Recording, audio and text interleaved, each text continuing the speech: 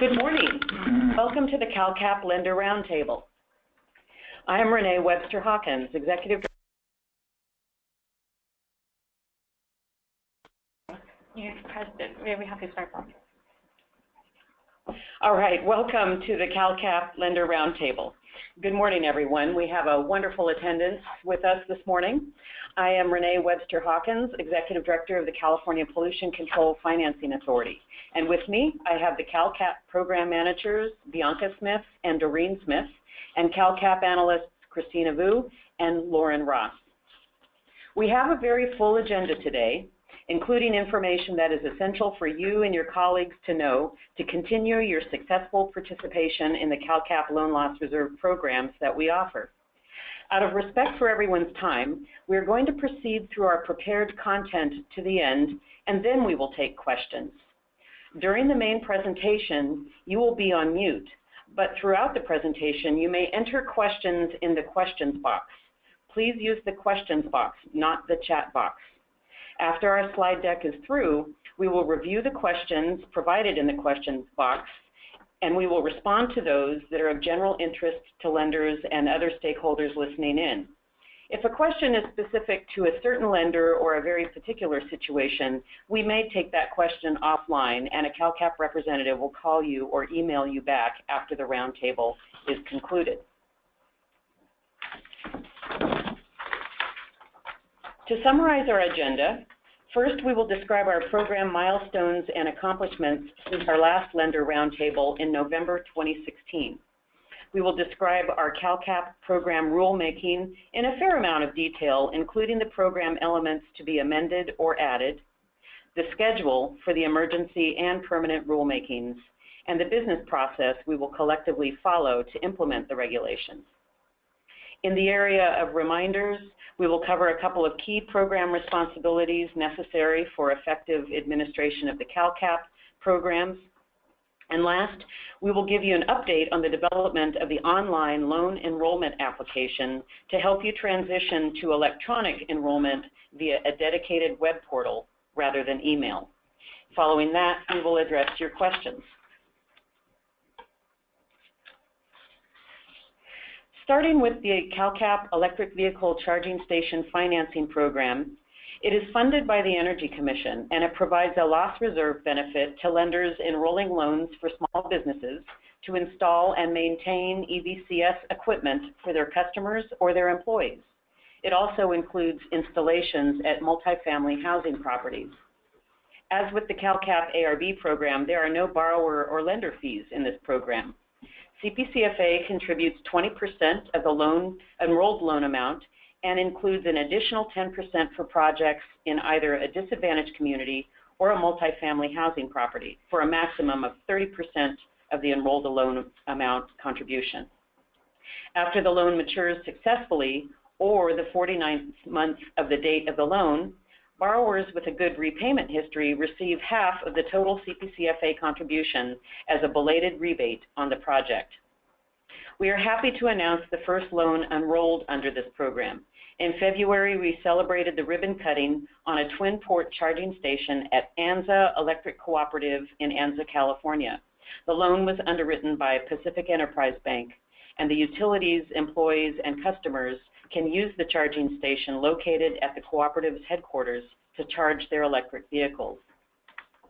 There is a critical need to support the installation of EV infrastructure in the state. The governor's zero-emission vehicle plan calls for 1.5 million EV vehicles on the roads by 2025, and right now there are only 300,000. Economic studies have affirmed that the lack of publicly available charging station is the primary barrier to the increasing the sales of electric vehicles. People who work need available charging infrastructure at their place of employment. People who live in condominiums or apartment complexes need access to charging equipment when they're at home. So as the providers of private capital, you may be the key to helping small businesses and multifamily property owners to meet this need. Please go to the website at the URL listed here so you can sign up to participate in this important program.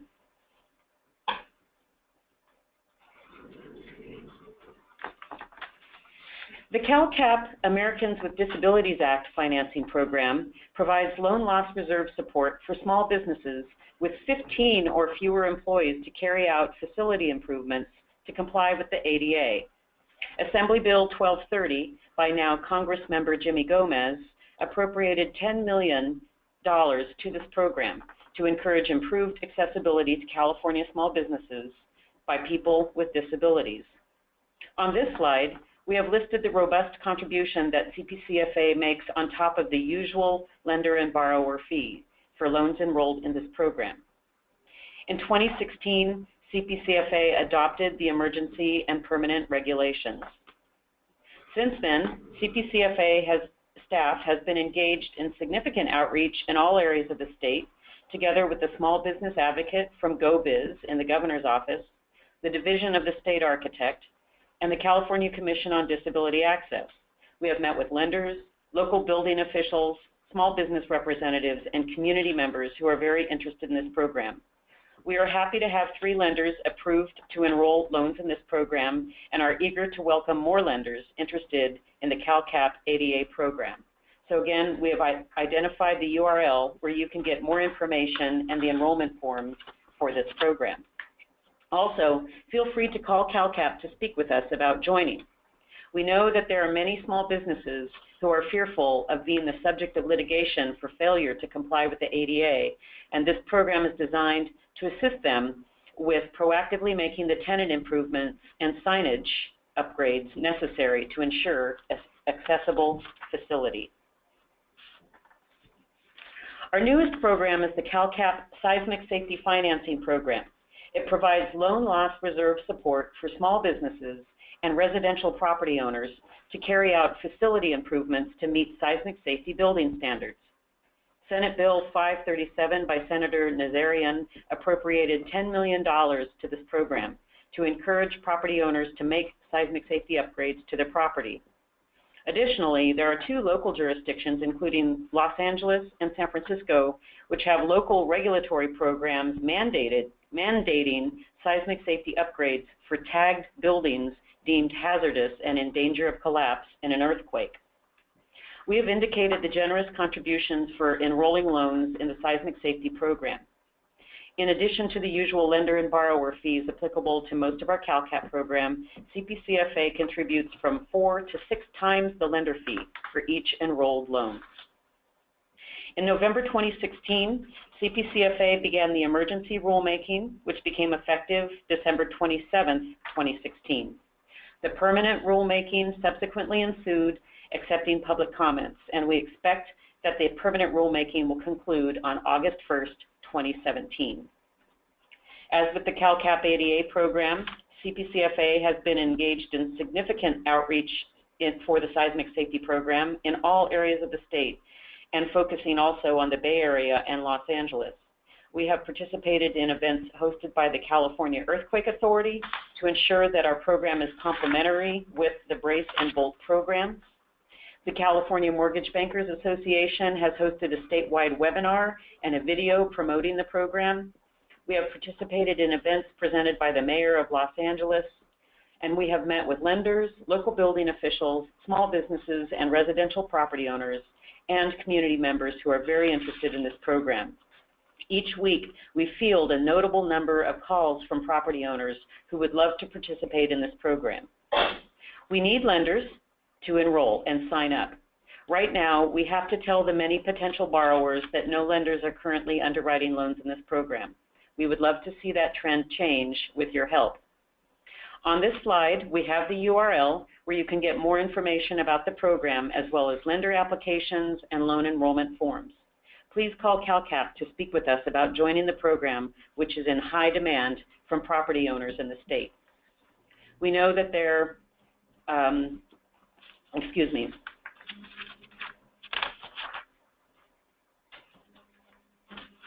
Moving on to the CalCAP ARB financing program. This is our loss reserve program that many of you are active participants in. It's a loan loss reserve program for heavy-duty vehicle loans for small business owners with fleets of 10 or fewer vehicles. We're happy to celebrate this month the 15,000th clean truck financed by this program. In the last few months, we've clarified that in addition to upgrades to diesel engines, that we also can accept loan enrollments for trucks using compressed natural gas technologies that are consistent with ARB's emission standards. In addition, we entered into an interagency agreement amendment in June 2016, which added $3 million to the program.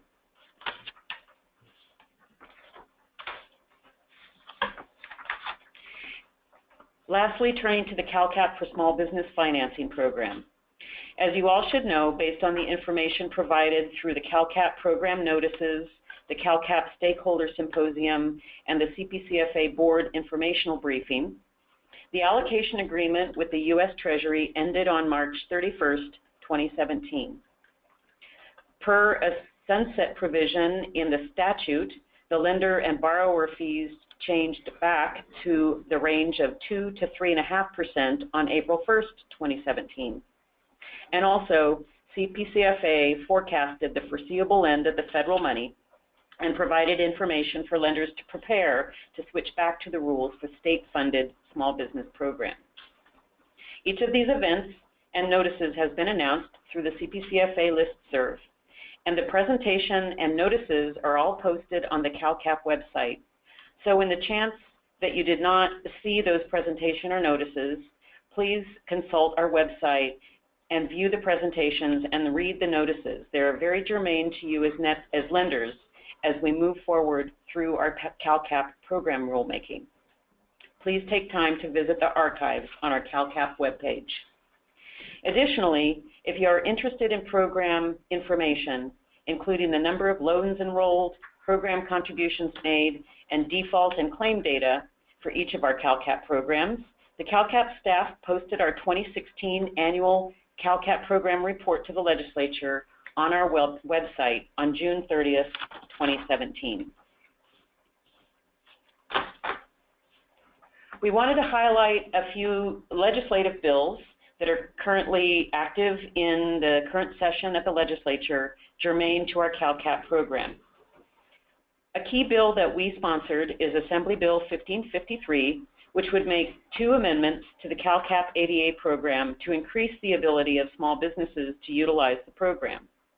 First, it would give CPCFA the authority to use our small business assistance funds, which are monies accrued from our bond issuances, to offset the cost of the required architectural inspection that borrowers must obtain before an eligible loan is enrolled on their behalf.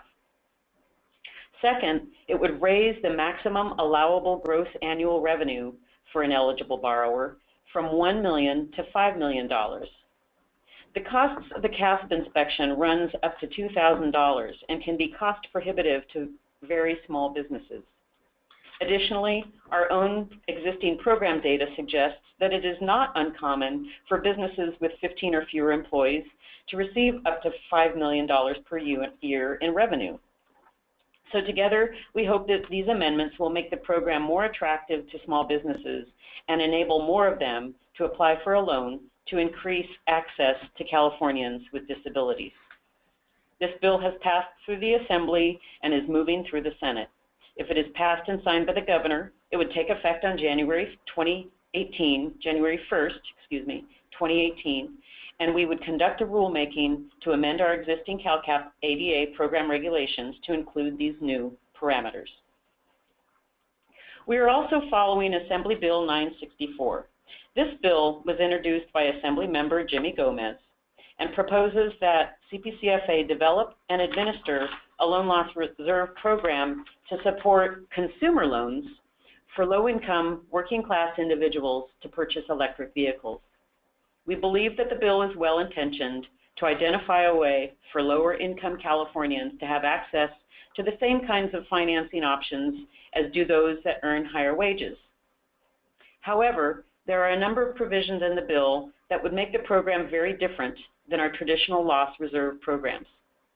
The most noticeable is that it would require CPCFA to conduct a parallel underwriting to determine whether the borrower can afford the payments for the loan.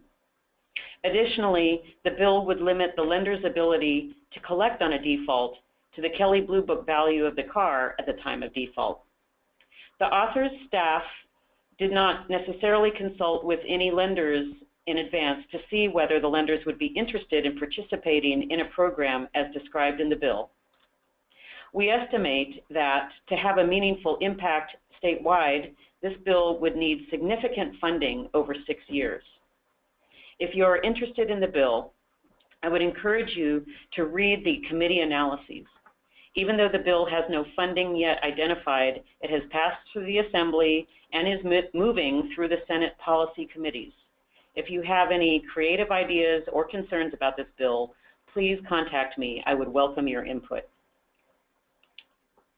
We are also following AB 1184, which seeks to establish a long-term supply of funding to ensure that incentives for electric vehicles are continuously available, and also to develop a comprehensive approach to the variety of incentives being offered or proposed to increase the sales of new and used electric vehicles, including to businesses and fleet owners. One element mentioned is a credit enhancement program much like that described in Assembly Bill 964. CPCFA is not named in the bill, however, we have been consulted as to our advice, both about the continuous supply of funding, as well as the financing assistance and other incentives for businesses and personal purchases. Lastly, you are hopefully aware of Senate Bill 551. This bill has been substantially amended since it was introduced based on the legislature's understanding of our expertise in administering the CalCAP programs. Notably, it would reset the lender and borrower fees back to the 1 to 3.5% range for the CalCAP small business program. Secondly, the latest amendments align the proposed recapture mechanism with CPCFA staff's recommendation that will be included in the program rulemaking, and we will go into detail into that proposed recapture mechanism in just a bit. For any of these bills, please go to the LegInfo website at the URL identified on this slide so you can track the text, amendments, staff analyses, and bill status.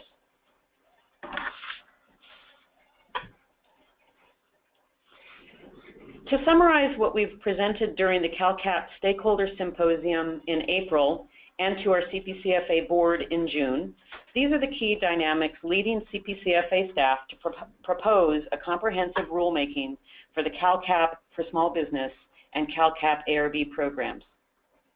We have had incredible program growth since the CalCAP program was established in 1994 in terms of demand, revenues, and loan enrollment volume. Claim activity has risen dramatically as well. As the program grows, to ensure program efficiency and integrity, we need both the state and our participating financial institutions to remain ever diligent in applying sound lending and administrative practices. Simultaneously, our steady stream of new program revenue is coming to an end. We are now reaching the foreseeable end of the revenues in both programs. The allocation agreement with the U.S. Treasury for our federally funded programs ended on March 31st and will cease to govern the administration of those funds once they are expended. As for the truck loan program, while the CalCAP ARB program remains a strong priority for the Air Resources Board, the ARB must also invest the finite amount of funding in its air quality improvement plan in an expanding list of technologies and industrial priorities. So we are being asked to stretch the effectiveness of the funding that we have received so far. So a principal driver of the regulatory package we are preparing is to ensure the sustainability of the programs to support future lending to small business borrowers throughout the state into the foreseeable future, even without a steady supply of new funding. Recapture is essential if we are to continue the support of the enrollment of new loans after this summer. Our role as public stewards of these funds urges us to continue to find ways to make our programs sustainable, accountable, and accessible to more California lenders and borrowers. At all times in everything we do here at CPCFA, we are mindful of our duty to be active public stewards of taxpayer funding while ensuring the availability of our program to the widest number of small business owners. At the heart of CalCAP is the notion that by providing a credit enhancement to support private commercial lending, the small business sector can be sustained, can grow, and can create more jobs and economic opportunities for Californians. In the environment that we have just described of program growth and declining new resources, being good public stewards in large part means keeping an eye on the program integrity, operations, and accessibility to lenders and small business borrowers in all areas and industrial sectors in California. Therefore, the rulemaking package also includes recommendations to solidify best practices related to loan enrollments, claim reimbursements, and monitoring. In this roundtable, we will describe the key administrative areas which will be revised and updated in our CalCAP regulations. This slide summarizes the CalCAP fiscal data showing the condition of our main program funds. Those of you that have attended the Stakeholder Symposium or the CPCFA board briefing should recognize this slide. The data has been updated as of this week. For each program, we have provided the total funding initially available by the program, the share of the program funding expended or available for administrative costs, and the net funding available for program contributions. We have indicated the program expenditures for each program as of last week, and the remaining fund programs as of that time that were available for CPCFA contributions in each program. Looking at the top line, our staff estimates that the end of the initial $20 million in federal small businesses is very near. It is impossible to forecast precisely, since in the CalCAP programs we do not obligate the program funding until final approval by CPCFA. However, in addition to the ever-increasing number of loan applications submitted in the first 2 quarters of 2017, we have received a significant number of larger loans, which has presented the potential of a somewhat unexpected increase in the rate of expenditures. In the program notice that we issued at the end of April, we explained that once the federal funding is exhausted, we will revert to our state funds, of which we have $1.9 million remaining, as well as the rules and contribution rates associated with the state-funded program, to approve and fund the credit enhancement for subsequent loan enrollments. At that point, our CPCFA contribution will be equal to the lender fee only, and the contribution and fees for these loans will be deposited in each lender's CalCAP state loss reserve account. The second row identifies the funds remaining in the CPCFA's state fund, which we initially received in 2010. Of the initial $6 million, we have $1.9 million remaining. It has been steadily supporting additional incentives that we provide for loans made to borrowers located in areas of high unemployment, as well as the occasional loan that is not eligible under the federal rules. The expenditure rate of these funds will accelerate once it becomes the primary source of funding for all contributions. We have indicated that the funding may end in September, but please note that this is a back-of-the-envelope estimate to be determined only by the number and size of loans enrolled by lenders, as well as the lender fees elected by each lender for each loan. We have included the data relative to our collateral support program, continues to be well utilized, and we believe that the remaining initial funds allocated by the federal government will be exhausted by December of 2017. And lastly, in our heavy-duty vehicle loan program, of the $104 million total allocated to us from the ARB, we have approximately $6.3 million remaining, which, if the spring and summer proves to be as robust a sales season as we have seen in previous years, will last until about October of 2017. An interagency agreement amendment approved in June 2017 added another $3 million, and we hope to receive those funds within the next month. What remains unknown is how much money will be allocated to this program out of ARB's AQIP funding plan, which it will approve in September 2017. So turning to the objectives for the regulatory package. To specify the areas of focus, starting with the CalCAP program for small business. Given the end of the allocation agreement, we seek to ensure that any program rules which have been required by the U.S. Treasury and which we have found to be helpful for the sound and effective administration of the program are included in our regulations. We are creating a uniform definition of refinance which will apply to all programs to reduce the confusion we have experienced between the state and federal programs for the last 6 years. We will be revising the lender and borrower certifications to retain those essential for sound program oversight. Notably, we are eliminating the requirement that a certification relates to one's status as a sex offender. Since our current quarterly reports are largely driven by the data requirements under the allocation agreement with the U.S. Treasury, we are specifying in the regulatory package the data to be provided in the lender's quarterly reports. Given the foreseeable end of our SSBCI and general fund monies, we describe a recapture mechanism to be detailed in just a moment. We also propose to refine the manner in which loan loss reserve accounts are distributed after a lender ends its participation in CalCAP. Currently, once a lender stops enrolling loans in the program, all previously enrolled loans must fully mature before the loan loss reserve account is dissolved, and that will remain the same. The difference will be in the formula applied to the remaining funds in the account after a loan portfolio is matured. A concern has been raised that the current formula constitutes a gift of public funds without a rational basis. As provided in the CalCAP statute, the moment that any funds are deposited in a loss reserve account, the money becomes the property of CPCFA. Even so, the current regulations provide that the lender receives a proportion of the fund balance related to the lender and borrower fees deposited in the account. However, there is no policy rationale for providing the lender fees deposited by the borrower. If the fees are paid out of pocket by the borrower, the lender has no entitlement to these funds.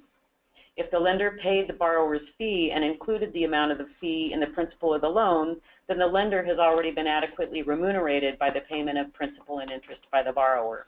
And therefore, to avoid a gift of public funds, the regulations will include a change to the disbursement by awarding the lender the amount in the loan loss reserve fund proportionate to the lender's fees, with the remaining reverting to CPCFA to fund future program expenditures and future loan enrollments by all participating lenders.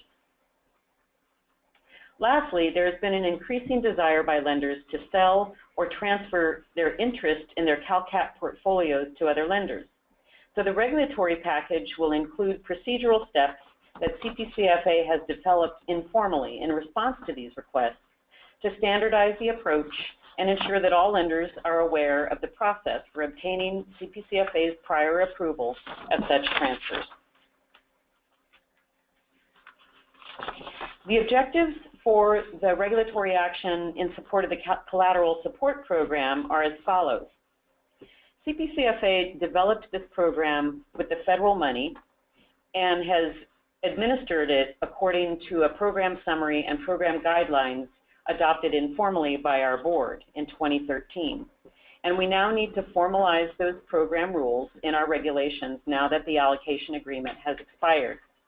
So our primary objectives are to put into regulation the key elements of our program guidelines adopted by the board in 2013, to clarify the rules associated with the enrollment of lines of credit to avoid ambiguous situations that have arisen in the last several years, and to clarify the claim procedures given the extra complexity of lender workout scenarios with these larger loans.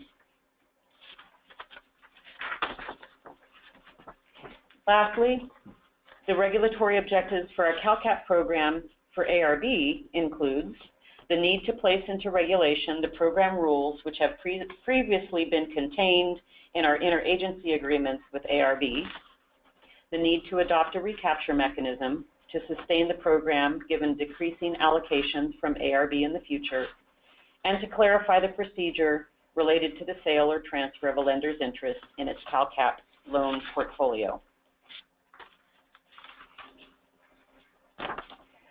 The next 3 slides simply provide you a reminder of the discussions that CalCAP staff has had over the past 2 years introducing the idea of recapture. We have deliberately taken the discussion slowly to provide you and your colleagues the opportunity to discuss it internally and with us, and to give you the opportunity for you to provide us any data or other rigorous analysis for us to consider. This discussion culminated with the CalCAP Stakeholder Symposium to provide lenders and other small business stakeholders the opportunity to speak on the record to the merits of the recapture and how it would work. While those of you who spoke at the symposium seemed in support of setting a minimum balance of 20% of the outstanding principal balance in the loss reserve account, consisted with the proposal introduced by the bill sponsors of Senate Bill 551. However, the panel members at the symposium and CPCFA board members and staff all wished that more data had been presented to show how a 20% threshold was both necessary to provide lenders applying prudent underwriting policies the adequate protection against loss, as well as whether it would meet the equally important objective of providing sufficient recycled funds to sustain the program for future loan enrollments. Peeling back the public-facing presentation of many of you who are in coalition, we also want to acknowledge that we hear individually from many of you that there are, in fact, important business differences in your priorities, and have asked us to not assume that all lenders share the same objectives or positions. Namely, for some of you, it is very important that the program continue, and you recognize that recapture is the only way to have that happen. For others, it is equally important that the loans that you have enrolled up until now be supported by the loan loss reserve account according to the original rules of the program. In other words, that the funds are not recapture. So it is with these differing views and based on independent research that staff has arrived at a proposed recapture mechanism to address both priorities. This slide is the graphic representation of the proposal developed by CPCFA staff after 2 years worth of discussions with lenders, public finance experts, economic forecasters, and research into relevant state and national data sets. CPCFA's independent research and proposal to be included in the proposed regulations centers on 3 key data sets. One is national data compiled by the Small Business Administration that shows that among the variety of lenders nationwide engaged in small business lending, including large depository banks, community banks, credit unions, and CDFIs, most of the lender-funded loss reserve accounts range from 1% to 8% of the principal balance of the loan.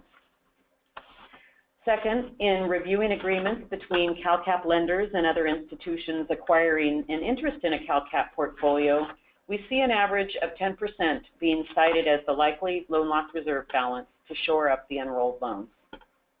And 3, based on data maintained and calculated by CPCFA over the life of our program, including through the Great Recession, it shows that the aggregate loan loss reserve balance across all lenders as compared to the outstanding principal balance of enrolled loans ranges over the years from 10 to 15%.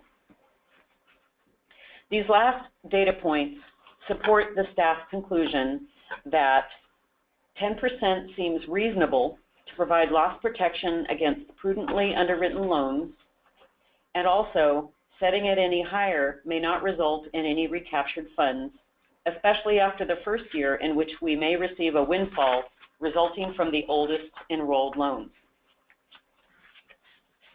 Notably, to the extent that some lenders are articulate about maintaining the loss reserve fund based upon reliance on the original program rules, that resonates with us, and therefore we are proposing that the recapture be voluntary. In other words, if lender A wants to rely on the original program rules, it may do so.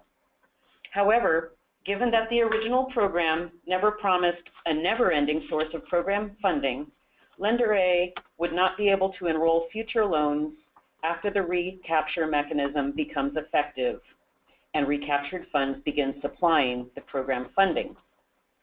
Lender A's previously enrolled loans would be fully supported by its loan loss reserve account until all of those loans mature, according to the original program rules. For other existing and all new lenders wanting to take advantage of the recycled funds or continued funding after the date of the rulemaking, then they will need to opt in to the new CalCAP rules, including recapture, even as applied to previously enrolled loans. If Lender B opts in, then recapture applies to all previous and future enrolled loans, and Lender B gets the benefit derived from the sustained program based on recycled funds.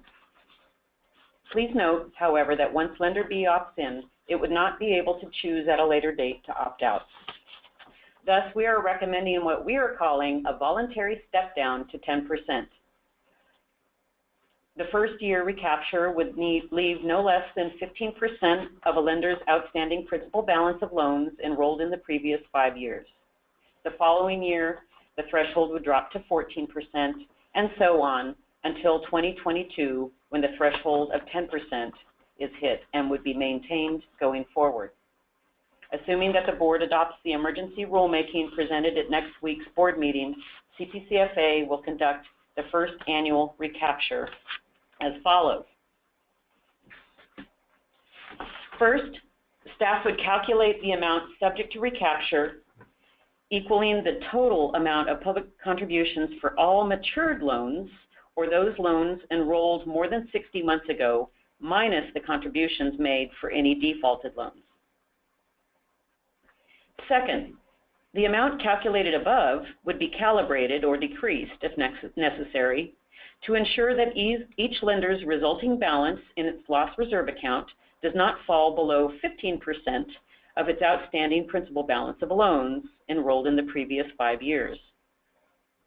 And last, the recaptured funds would be deposited in the CalCAP program fund to be used for future CalCAP program expenditures. Funds recycled from the CalCAP for small business loss reserve accounts would be dedicated to future CalCAP for small business loan enrollments and program expenditures. Likewise, funds recycled from CalCAP ARB loss reserve accounts would be dedicated to future CalCAP ARB loan enrollments and program expenditures. So assuming the board adopts the emergency regulations, CalCAP staff will post opt-in forms on our website for lenders to affirm whether they will participate in the amended CalCAP program beginning August 15th. For those lenders who opt in, we will continue to accept loan enrollments submitted to CalCAP on or after August 15th, and we will carry out the recapture consistent with this approach thereafter based on June 30th data. Conversely, for lenders who do not opt in, we will continue to monitor your existing enrolled loan portfolio and review claims for those loans enrolled prior to August 15th, consistent with the original program framework. Thereafter, recapture would be performed annually following the end of each fiscal year.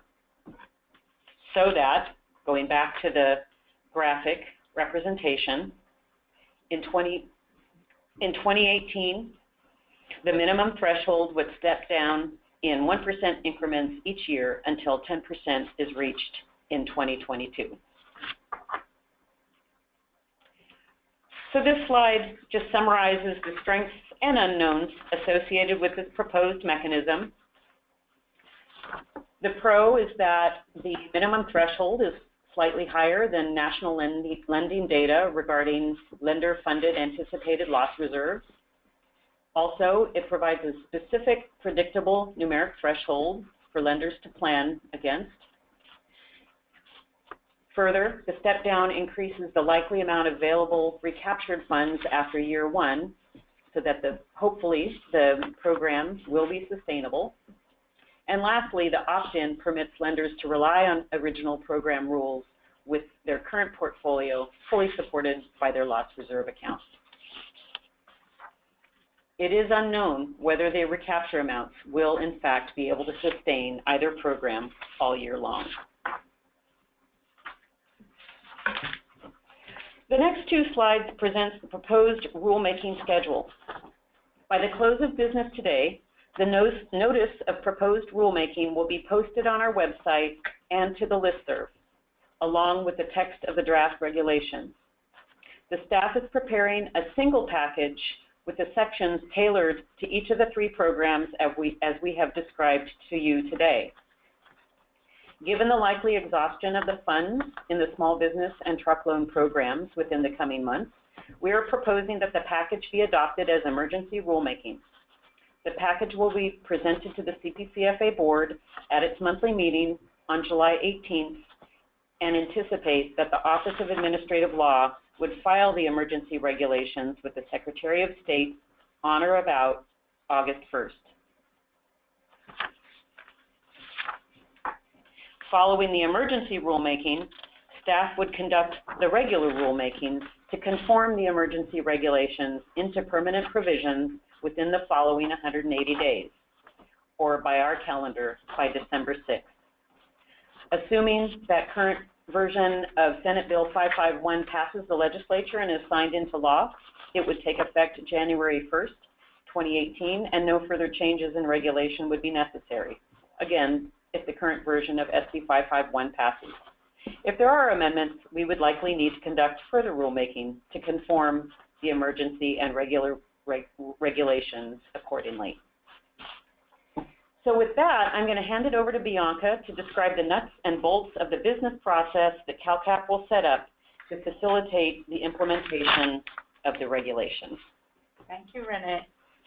So as Renee just explained, the recapture amount will be calculated based on June 30th data. That's why we need to emphasize the importance of accurate and complete quarterly reports.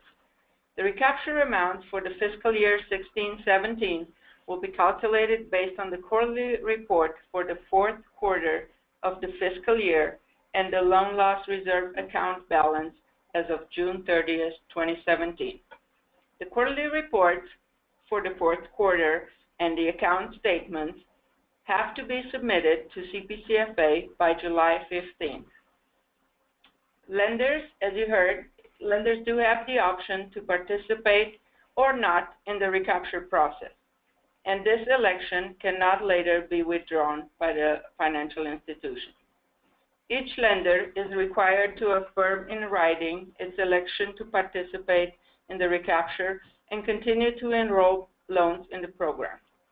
Recapture is applicable to contributions for all past and future loans.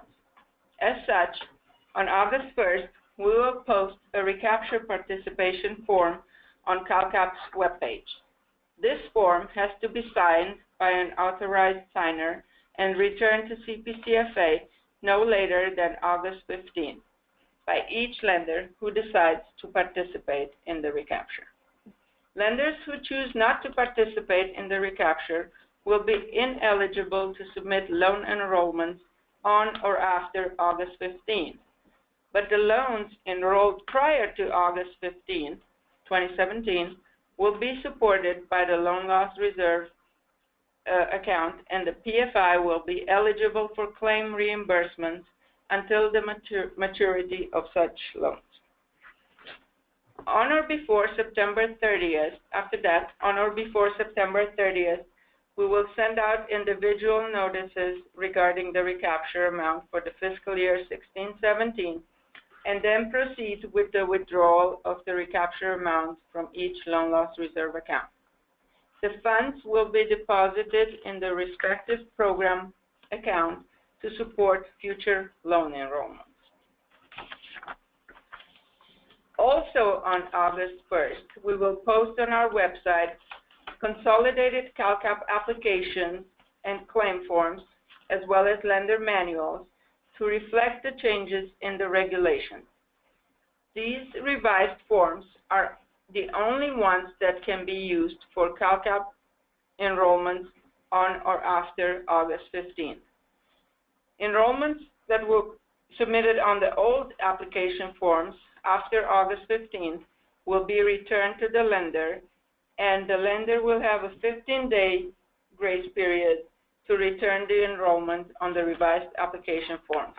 Otherwise, the loan enrollment will be rejected. As presented before, the quarterly reports and the loan loss reserve statements are essentials for the recapture calculation. So accurate and complete data in the quarterly reports are extremely important. As you know, for your convenience, we have provided on our website an Excel template that contains all the required data. The quarterly report has to clearly identify the CalCAP loan number, lender loan number, borrower's name, and or DBA, date of the first disbursement, maturity date, total loan amount, total enrolled amount outstanding, and the date the loan was paid off. If a loan previously enrolled in CalCAP by a participating financial institution was assigned, transferred, or pledged to another entity pursuant to prior authorization by CPCFA, the lender which originally held the debt must record this data, record the date the loan was sold, the name of the entity to which the loan was assigned, transferred, or pledged, and the percentage of the loan which was assigned, transferred, or pledged on the quarterly report. For loans that received a claim approval, the report has to also contain the date of the charge-off, the claim amount paid, recovery dates, if any, recovery amounts, if any, and any comments regarding collection efforts. For recapture purposes, the data submitted in the quarterly report will be reconciled against our data, and we will calculate the recapture amount based on the threshold percentage for that specific year. Non-compliance with the quarterly reporting requirement will trigger a suspension from the program, followed by a termination. So please make sure to submit your quarterly reports by the 15th of the month, following the end of the quarter. And now I will let Doreen give you additional information. Thanks, Bianca. Additionally, we will be clarifying in the regulations that lenders must provide written notification of any change in material terms of a loan, and this is including changes to the name of borrower or co-borrower, the total loan amount, the maturity date, or the interest rate within 15 days of the effective date of the change. CalCAP has a change of terms form posted on the website that you can utilize to notify CalCAP of such changes. As we have discussed previously, we have been working on an IT project to move towards a web-based application submission process. And we'd like to take this time to thank our lenders who are participating in the beta testing.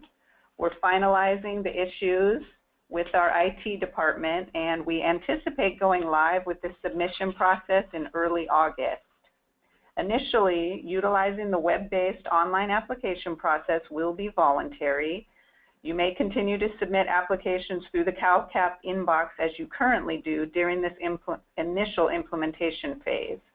The goal is to have all loan enrollment applications submitted via the online process within 12 months. CalCAP staff will provide webinar training when the system goes live and on an ongoing basis. A timeline of the online application submission, phase 1 is here. So as I just stated, we're currently finalizing the beta testing. We hope to get this up and running in early August, and that's when we will be providing training and instructions on how to register and activate your accounts. And it'll be ongoing training, and we anticipate enhancing the system as it goes live. And we'll be here for continued training and questions. So with that, we have given you a lot of information today.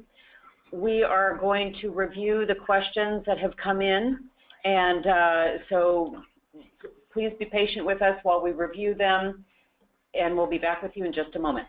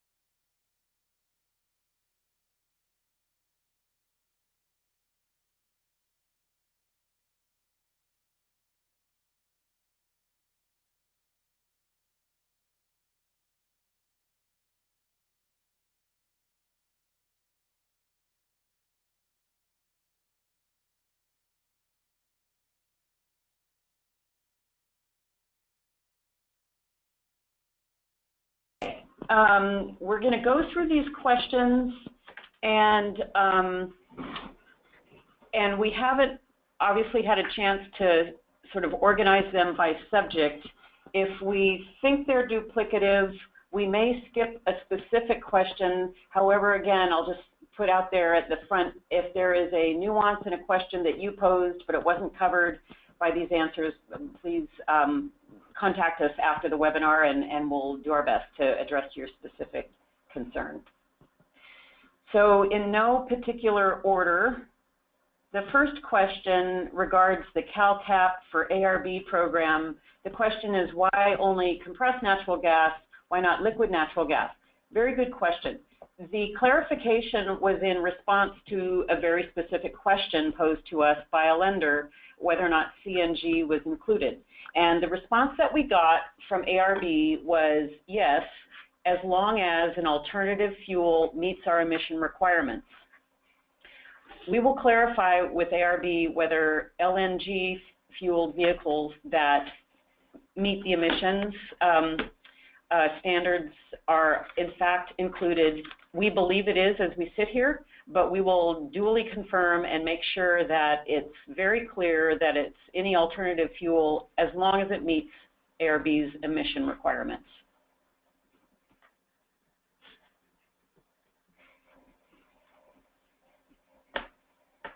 There's a question about the 5-year increment associated with, we believe it's with recapture. The question is not completely worded fully, but we think the question is about why recapture is applicable to those loans enrolled more than 5 years ago. Based on our CalCAP data, which is consistent with national lending data, the large number of defaults, 96% of them occur within the first 60 months of a loan.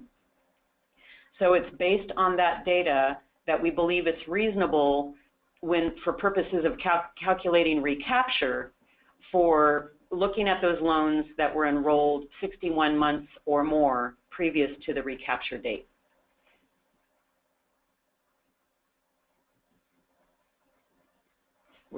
Please bear with us while we're reviewing the questions.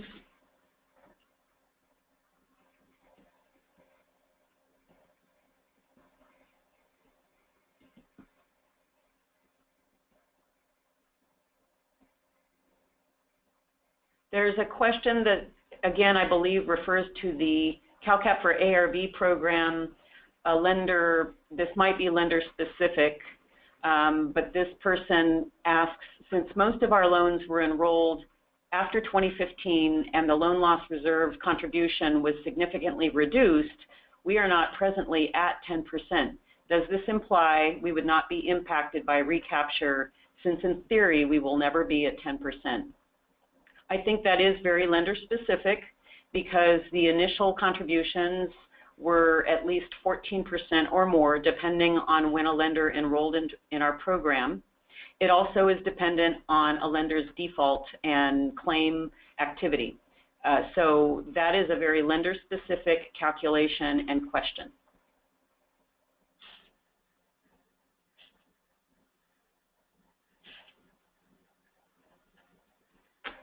So there are some questions that are not entirely clear. We're going to contact those individuals where it's a little bit confusing.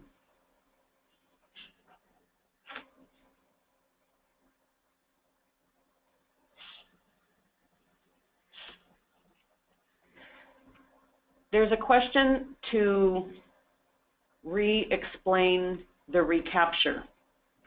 We believe that our explanation in this presentation has been very clear. If you would like to sit down with us and walk you through your particular loan portfolio, please contact CalCAP, and we will do that with you.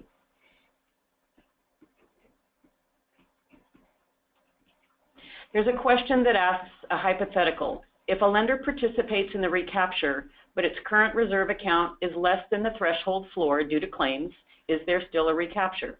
The answer would be no. There's a question about the loan loss reserve report, is it a mandatory monthly report or quarterly report? We have a mandatory quarterly report that has been required for quite some time. I'm not even sure when it was instituted. And so the quarterly report is required Yes. quarterly, but then we have lenders who have their own loan loss reserve accounts, Yes. and those statements are required monthly. Thank you, Bianca. That's right. And so to clarify, there's the quarterly reports that all lenders must complete and submit within 15 days after the end of every quarter. And then for those lenders that have lender-held loss reserve accounts, you have an additional responsibility to submit to us your month-end account statement to us by the 15th of the following month. There's a question about whether or not this webinar is recorded and will be able to be played back for yourself or your staff at a later time. Yes, it will be posted on our website.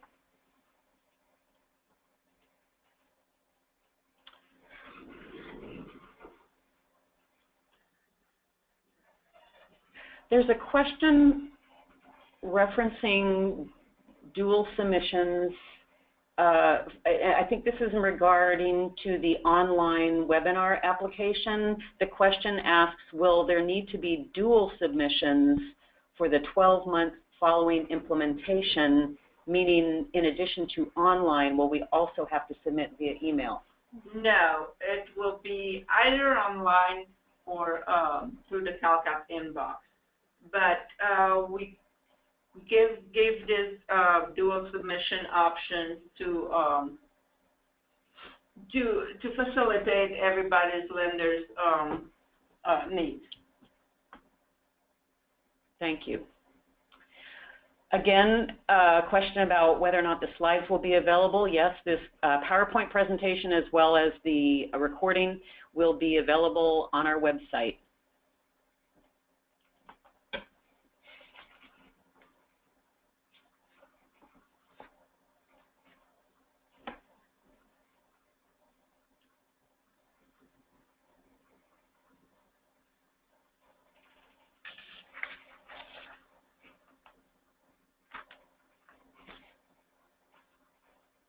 There's a question about whether there's a consideration to match at a higher rate of microloan amount of $50,000 or less, which are considered to be higher risk. That is a question that has been presented to us for the first time right here today. That's not been something that was brought up during the CalCAP Stakeholder Symposium. Keep these ideas coming. However, that will not be included in the current regulatory package going to the board. A question about how should we inform you of a loan material information change. We have had on our website a change in terms form. It's very simple, and our intent today was to remind you of the existence of that form and the situations in which you need to fill it out and send to us. It's on our website, and it provides you the ability to notify us of the change of the material terms of any loan.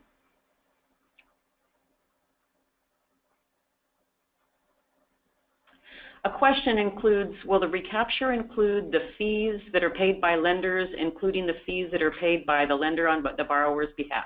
No. The recapture is limited only to the public contribution. In other words, the funds deposited by CPCFA for each loan loss reserve program.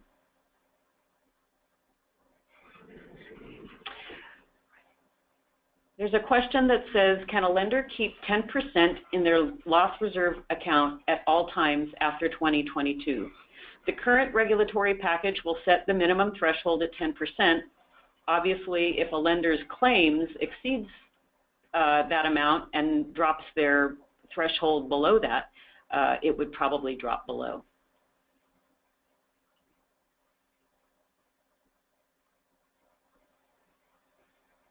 There's a question, again, about the 60-month recapture as compared to the 10 years of coverage in the program. The question is it safe to assume that the 10 years of coverage no longer applies? No, the loan is still enrolled in the loss reserve, It's just that the loss reserve recapture is calculated based on those loans that are 60 months or older.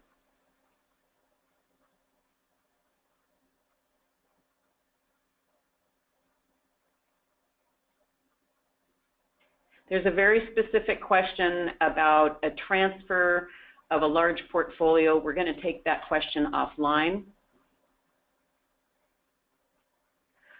Another question about posting the website addresses. Once again, these slides will be posted at the end of the day, and so all of the URLs that we've included in these slides will be available for you. A point of clarification. Can you give me more detail regarding the impact of recapture on the loans previously enrolled in the program? Will the guarantee paid out, I guess it should be, will the guarantee be paid out in the event of a default change? Yes, as long as the loan is still, has not yet matured and is still enrolled in the program, you can still receive claims just as you do normally.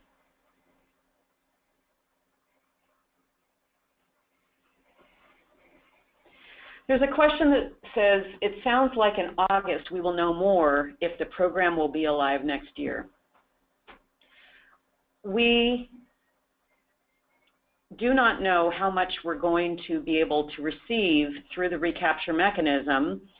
It will be based on the specific calculations of those lenders who opt into the program. It is our very strong hope that we'll be able to continue the program uninterrupted and continually for 12 months a year. However, that will be very dependent on the exact dollar amount that we can recapture each year, together with the amount of loan enrollment activity. We would like to be able to forecast it with more specificity, but we just do not know, and we will not know from year to year.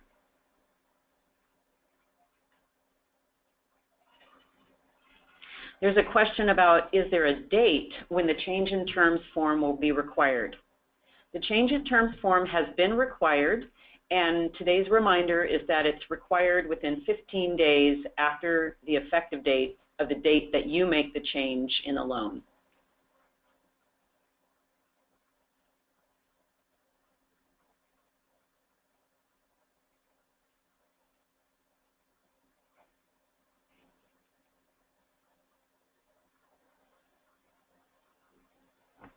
Again, there's another question about, at the current level of enrollments, what's the expectation of how long the recaptured funds will last? As we just explained, it's unknowable due to the variables that are out of our control.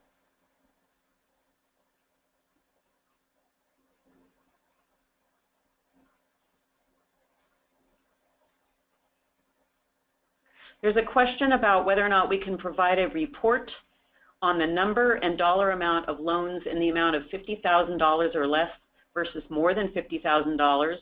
We report on that in our annual CalCAP report to the legislature, so please look to that report that we posted on our website. We also included data on that in our CalCAP Stakeholder Symposium slide deck, so please look at our website and you can find the data there.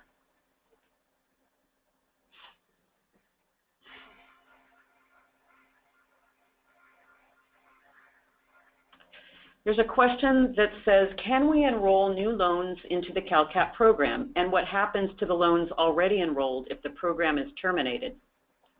So to be clear, enrolling new loans on or after August 15th is available to those lenders who opt in to the recycled and recapture mechanism. And they will be able to enroll new loans as long as we have funds that we have generated from the recapture. If at any point we run out of funds, all loans that have already been enrolled will continue to be fully supported by the existing loan loss reserve account according to the program rules until the maturity of those loans, or as long as there are funds in the individual lender's loss reserve account.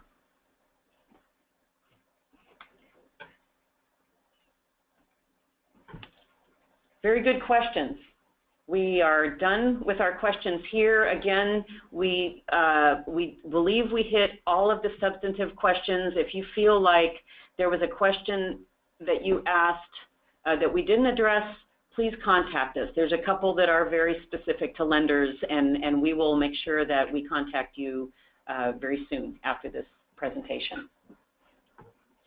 So thank you very much, and we look forward to fielding any further questions that you have to CalCAP staff to successfully continue to implement the programs. We will be sending out via the lenders email list notifications about when the recapture opt-in forms are available, when the new lender manuals are available, when the new loan enrollment and lender and borrower certifications are available. As we indicated in the slide deck, August 1st, they will be up there no later than, but we're on a trajectory to have them sooner than that. So we will let you know as soon as they are available. And with that, we thank you very much for your attendance.